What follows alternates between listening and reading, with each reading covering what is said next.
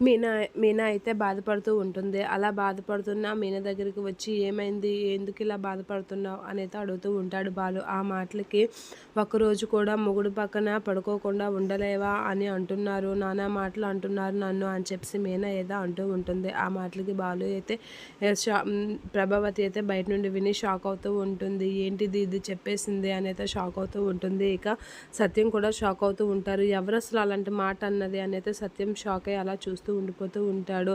ఇక బాలు అయితే మీనాని ఎవరన్నారు నీతో చెప్పు అని అయితే అంటూ ఉంటాడు. అయినా మీనా ఏం చెప్పకుండా అలా బాధపడుతూ ఏడుస్తూ ఉంటుంది. అది చూసి బయటకు వచ్చి గట్టిగా అంటూ ఉంటాడు. ఎవరన్నారు మీనాని అలాంటి మాట అనేది అనేసరికి రోహిణి అయితే అత్తయ్యే అన్నది అని చెప్పి అయితే అనేస్తూ ఉంటుంది. ఆ మాటలకి బాలు అయితే ప్రభావతి దగ్గరికి వచ్చి నువ్వు అసలు ఆడదానివేనా, ఒక ఆడదానివై ఉండి ఇంకో ఆడదాన్ని అలా అనొచ్చా అని చెప్పి బాలు అయితే ప్రభావతిని నానా మాటలు అంటూ ఉంటాడు.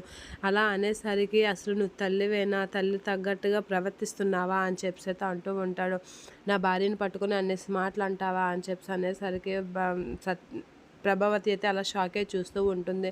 సత్యం అయితే ప్రభావతి ఇలాంత ఎంత దినగా దిగజారిపోయిందా అని అయితే చూస్తూ ఉంటాడు. చూసావా నాన్న, నీ భార్య నా భార్యని ఎన్నేసి మాటలు అన్నదో, ఇలాంటి మాటలు ఎవరైనా అంటారా అని చెప్పి అయితే అంటూ ఉంటాడు బాలు. ఆ మాటలకి సత్యం అయితే అలా బాలు కాస్త చూస్తూ ఉంటాడు.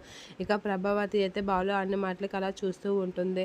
అయినా నీ భార్య ఏంటి నాన్న, నా భార్యని అన్నేసి మాటలు అన్నది అసలు అలాగ అనొచ్చా అని గట్టిగా అడుగుతూ ఉంటాడు బాలు. ఆ మాటలకి ప్రభావతి ఏం సమాధానం చెప్పదు. ఇక సత్యం అయితే బాలు ఆడిన మాటలకైతే నేను ఒక నిర్ణయం తీసుకున్నాను అనేది అంటూ ఉంటాడు. ఇక ప్రభావతి అయితే షాక్ అవుతూ ఉంటుంది. ఏంటి ఆ నిర్ణయం అని చెప్పి అనేలోగా సత్యం అయితే లోపలికి వెళ్ళి చాప దిండు అవి అయితే తీసుకొని వస్తూ ఉంటాడు. అందరూ షాక్ అవుతూ ఉంటారు. ఇక సత్యం అయితే నేను ఎక్కడే ఉంటా, ఎక్కడే పడుకుంటా అని చెప్పి అనేసరికి ప్రభావతి అయితే షాక్ అవుతూ ఉంటుంది. సత్యం నిర్ణయం